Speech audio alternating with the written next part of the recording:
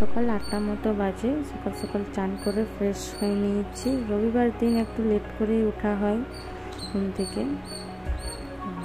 পুজো টুজো দেওয়া হয়ে গেছে সকাল, আর ও গেছে সকালে মাছ আনতে। এখানে রবিবার দিন সকাল সকালে মাছের বাজারটা করে নিতে হয়।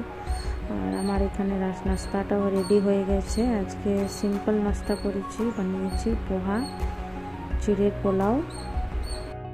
আর এখানে মাছ আনা হয়ে গেছে। সকাল সকাল পুরো ফ্রেশ মাছ পেয়েছে, রুই মাছ নিয়ে এসছে।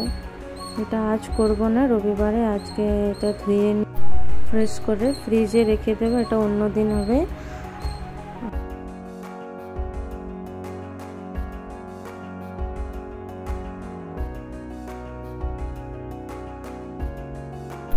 এরপর ও মাছ আর এই মাটনও নিয়ে এসছে, তো মাছটা ফ্রিজে রেখে দেওয়া হলো। আর আজ হবে মাটন, তো মাটনটাও তো ফ্রিজে রেখে দিলে ভালো লাগবে না পরে খেতে, তাই এটাই আজকে রান্না হবে।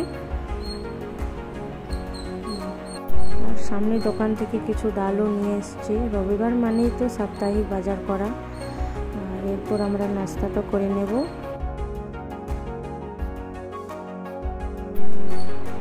টেবিলে বসে পড়েছি সকাল সকাল ব্রেকফাস্ট করার জন্য। আর আমাদের একটা ছোট্ট অ্যাকোয়ারিয়াম আছে, সেটা জল পাল্টানো হচ্ছে, ওই পাল্টায়। খুব ছোট ছোট মাছ তো, এগুলো আমি চেঞ্জ করতে পারি না, ওই করে। খুব সুন্দর লাগছে।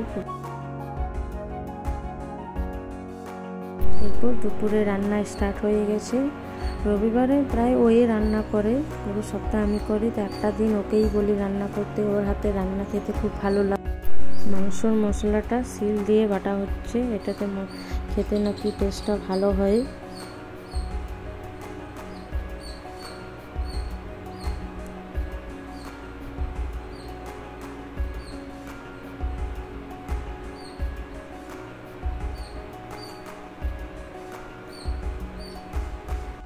বেশি কিছু হবে না, সিম্পলই আছে। তো আমাদের দুপুরে লাঞ্চটা পুরো হয়ে গেছে করা।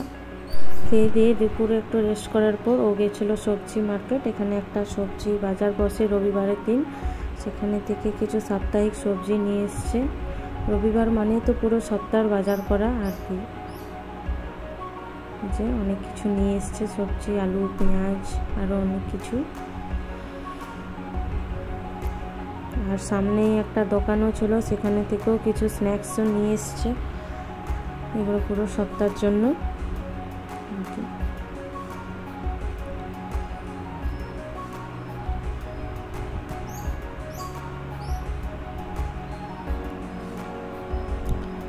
এরপর বিকেলে সন্ধে দিয়ে পরে বেরিয়ে পড়লাম একটু বাইরে ঘুরতে।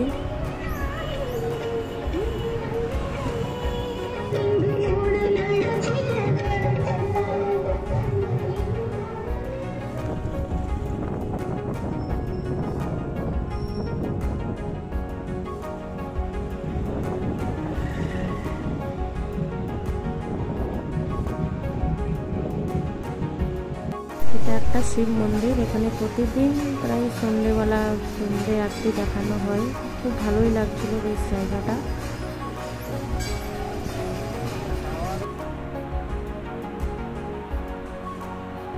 এরপর রাত্রে ডিনারের জন্য দুপুরের চর্বি কিছু ভেজে রেখেছিলাম, সেটা দিয়ে ঘুগনি করে নিলাম। চর্বি দিয়ে ঘুগনি খুব বেশ ভালোই লাগে। তো রাত্রের আমাদের ডিনার রেডি। ব্লগটা এখানেই শেষ করলাম, দেখা হবে পরের একটা ব্লগে। কেমন লাগলো কমেন্ট করে জানিও।